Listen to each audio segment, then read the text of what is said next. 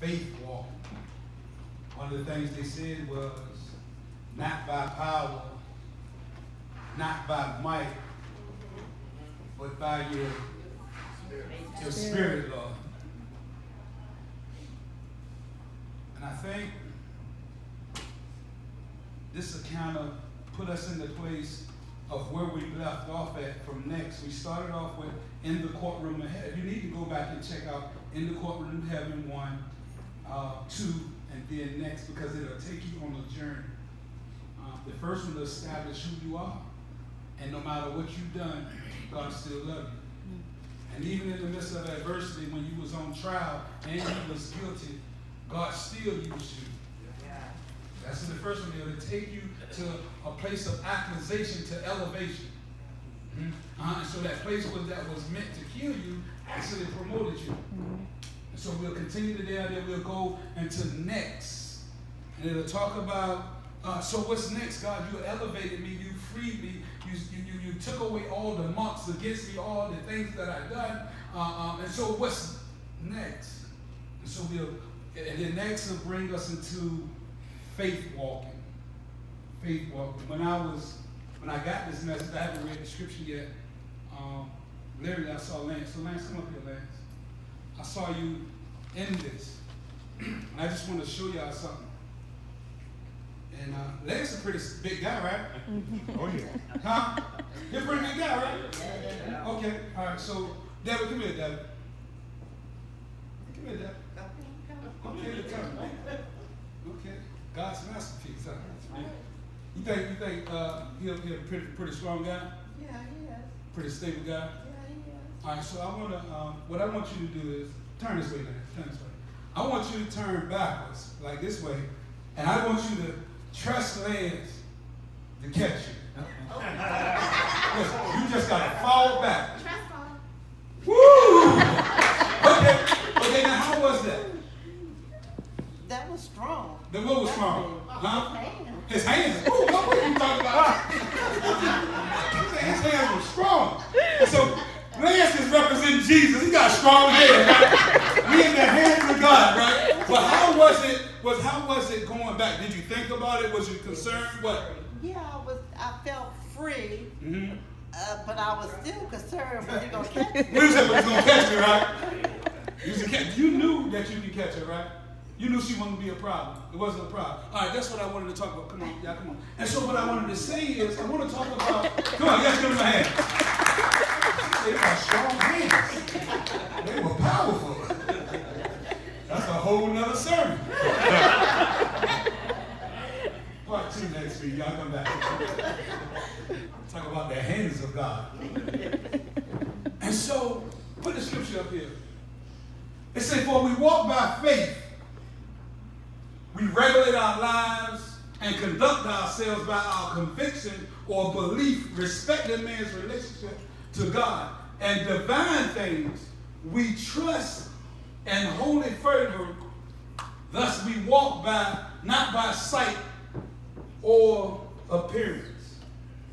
And so that brings us to the topic of faith walking. And the reason I had them demonstrate because it's symbolic to God and us in our life.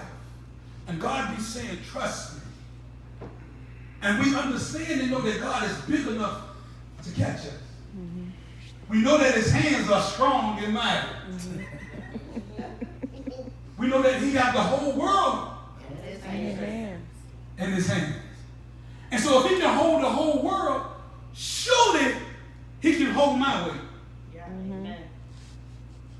But one of the things David said was, it was freeing, but it was scary. Yeah. I felt free to fall back, but I was wondering, was he going to catch me? Before I started out, I said, do you believe Lance is strong and can catch you? She said, yeah. And so her faith was that he could catch me, but because she was looking at the circumstance, she couldn't fully trust. And so it brings us to our relationship with God. Knowing that he can do exceedingly and abundantly above all that we can think or imagine, but when he tells us to fall or when he tells us to move, we're scared to move because we look at our circumstances and what's going on around us. Yeah. Mm-hmm.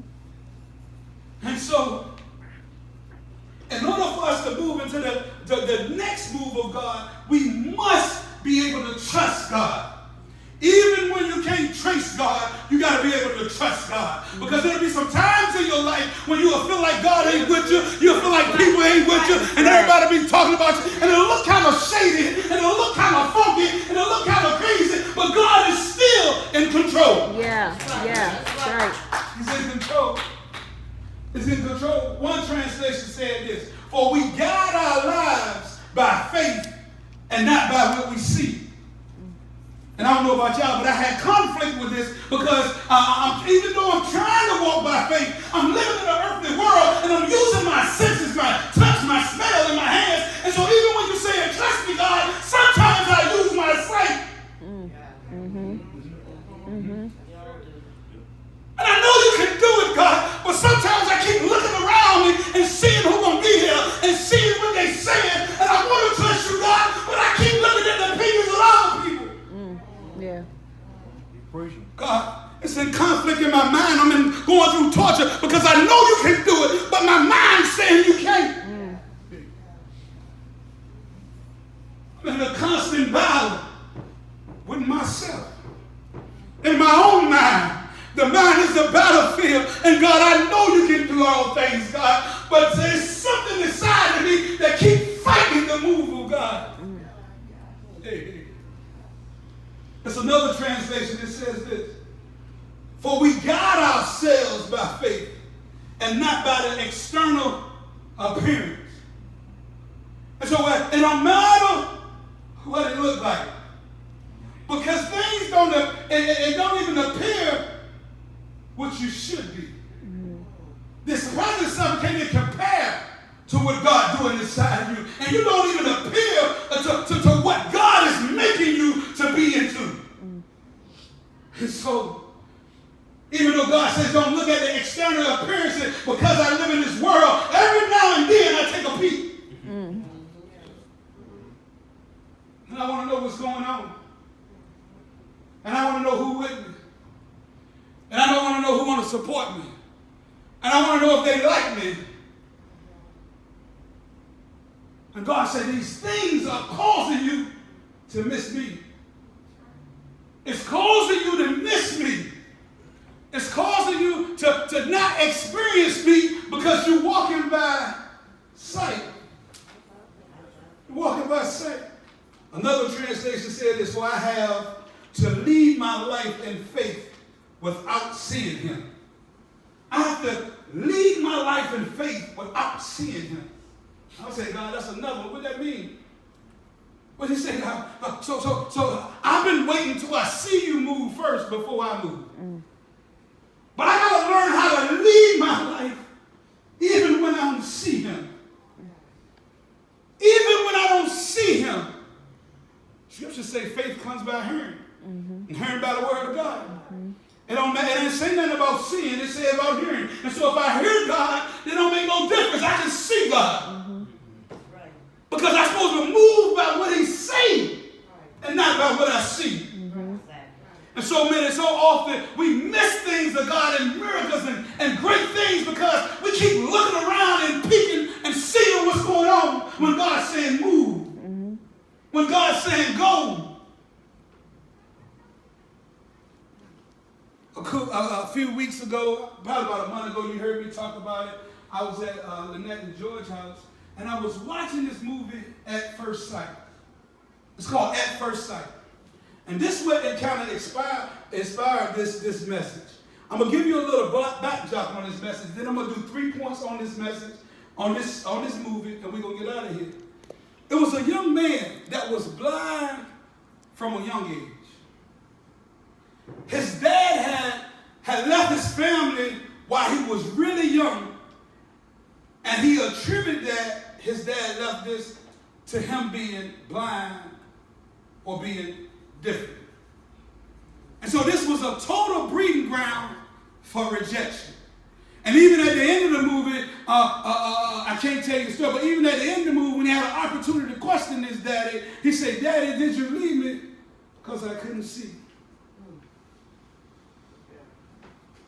And so, in this movie, it started starts off by this gentleman that's blind. He's giving a massage because it's his profession in a dark room.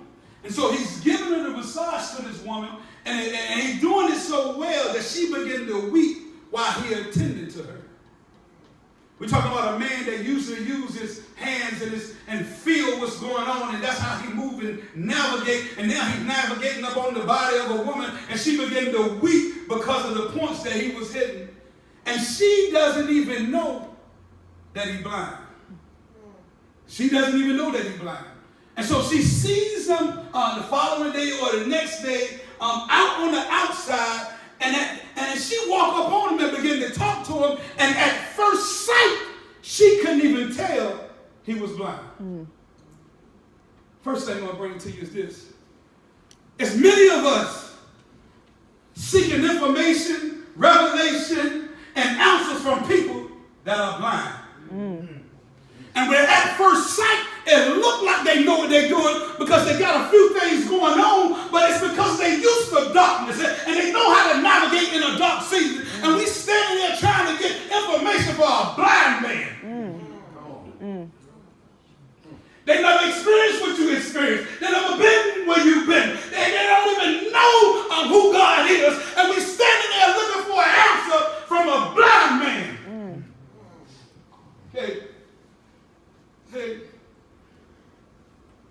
And so, because they navigate so easily in darkness, we think they can see. Because they put on a facade or a Facebook page or whatever, we think they can see by the appearance of a thing. And so we submit ourselves to them for asking and seeking information from blind folk that's blind, that's in the dark, that can't see, that don't know God, that don't have a prayer life, and we standing there because they look like they got it going on. They look like they got it going on. But it's only after spending some time with them and expecting them to do something that they can't do that you realize something wrong. And so after you spend some time with them, in this particular incident, she went to give him a handshake, and he's still standing there like this.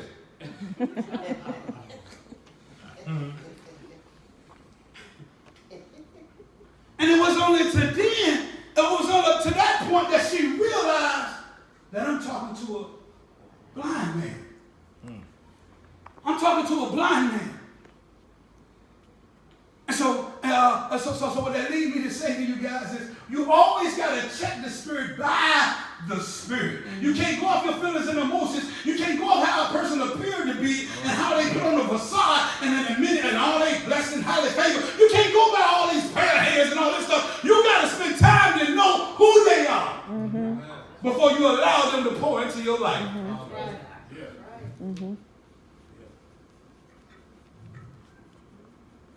Some people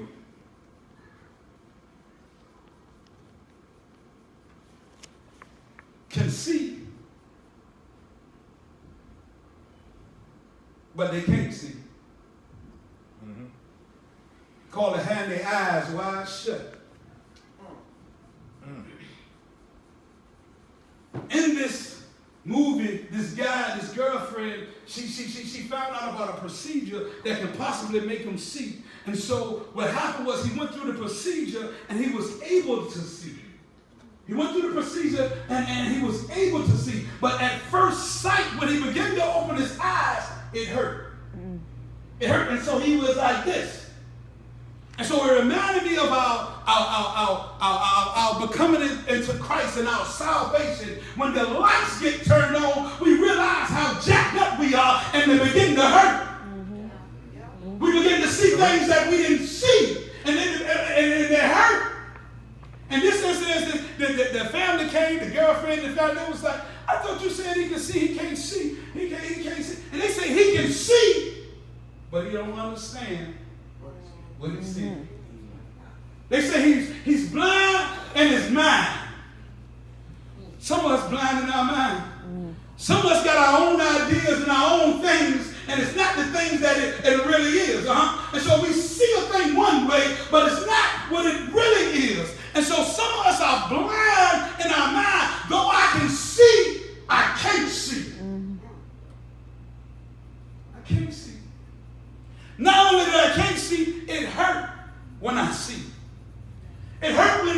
at me, when I see the things that I've been through and the experiences that I had, it hurts me to see. And so now we put us in a predicament to choose what we're going to do. Do you want to see or do you want to close your eyes? And so it's a choice that got to be made. And so, through this experiment of him seeing, now he said, I once was blind, now I see, but it hurt. But it hurt.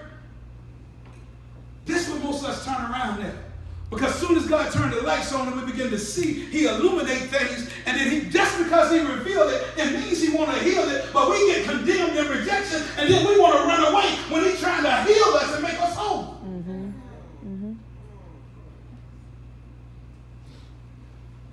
And so this gentleman, this blind gentleman,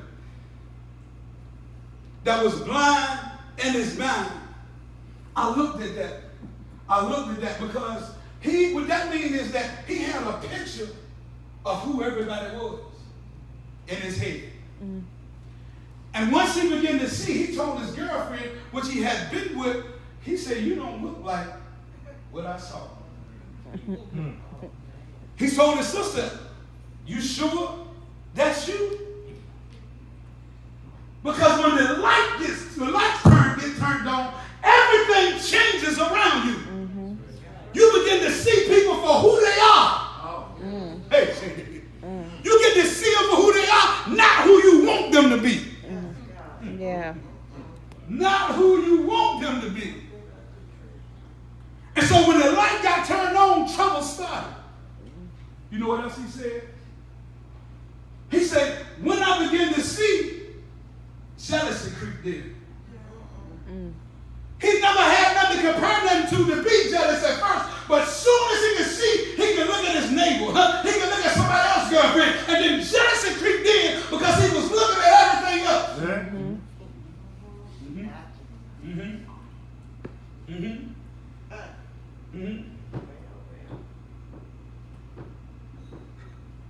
Well, we're in this fast. And so, number 3 is this. Once we begin to see, for some of us, we will want our own life back because it's confusing and it hurt.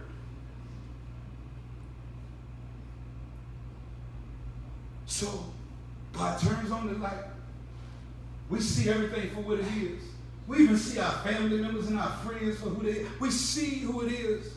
But then it's getting kind of confusing because I'm trying to see. I thought they was women. I thought they really. And so it's getting confusing. Do you know the lights will get turned on and somebody you thought loved you was really manipulating you and controlling you? And you'll be like.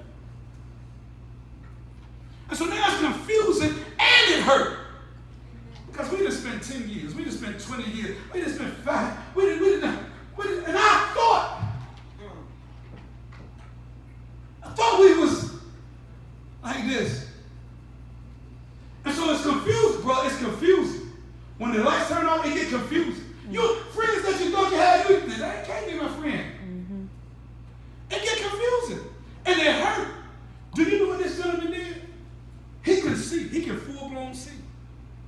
But because he was used to one way, guess what he did? He started closing his eyes. So now we got a man that can see, that choose to close his eyes because he's comfortable. Because he always lived that way. It don't matter if it was in trauma and neglect, if it was chaotic, it don't matter. I functioned in that because that's how I came up. And even though it's not good for me and I can do better, I can just feel good. I feel like I fit in right here. Good God. And so we got this man, he it's confusing and hurt, and he turns around. He started closing his eyes. Some of us are closing our eyes. God is causing us to look, he's calling us to open up your eyes. The eyes of your understanding. the eyes of your heart, and see things for what they really are. And though they may hurt and be confusing, it'll save you a lot of pain. Mm-hmm. It'll save you a lot of hurt. And it'll save you a lot of heartache. Because at first sight, everybody look good. At first sight, people put on their best clothes. People on their best behavior. Mm-hmm. At first sight, everything seems to be well. But after you spend some time with them, tell your neighbor, after you feel some time with them, after you spend some time with them, after you spend some time with them, after you spend some time with them, after you talk to them on the phone for hours, you be saying in your mind, something ain't right. I don't know what, like, I don't know, but something, it's just every time I something, I don't know what it is. Something off. Something ain't right. Something ain't right. Yeah. And a lot of us, listen, including me, a lot of us will know this for a long time and won't do nothing about it. Mm-hmm. We close our eyes. You know why? Because in our mind, we want to see them for who we want to see them to be. Mm-hmm. Yeah, that's true. Mm-hmm. And for some of us, we can see potential in that person. But if you marry a person on potential, you're going to be a sad baby. Because there's a whole lot of potential in the graveyard that never went to use. Mm. Let me tell you something else. Everybody got potential. Everybody got potential. And so you got to see them for who they is and accept it. And if it's time to walk away, guess what? You got to walk away. Mm-hmm. Because it'll save you a heartache. It'll save you pain. And so, this guy, right? He had sight, but because he was vulnerable, he became scared. He was vulnerable. Most of us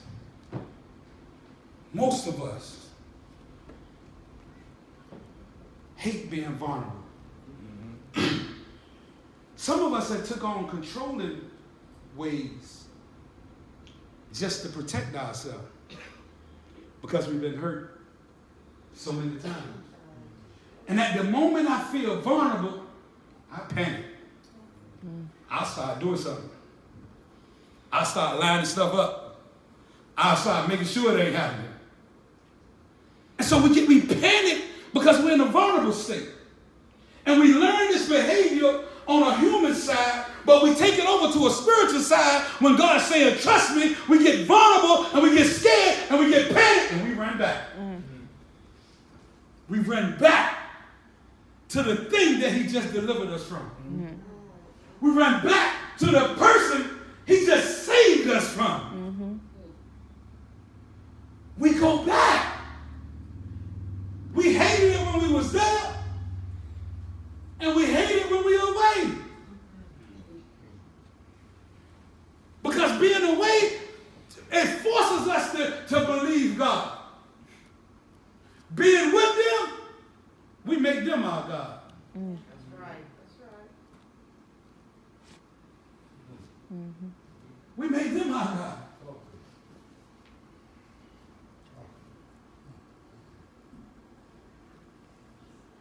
That's what he said. I'm going to close. This ain't going to be long. He said, this guy said, he told his girlfriend, he said, I saw better when I couldn't see because I used my whole body. He said, I saw better when I could see because I used my whole body. Paul says this. He said, what's supposed to brought life to me brought death. And so, what that makes me, you bring me God, and I'm looking for it as life, but I felt like it was killing me. And God said, I am trying to kill you. He said, I'm trying to kill old ways, old behaviors, old patterns, old mindsets, old strongholds. He said, I'm trying to kill the old you to make you a new you. Yeah. He said, I'm trying to make you the woman or the man who I created you to be. And so the scripture says, put that scriptures up there.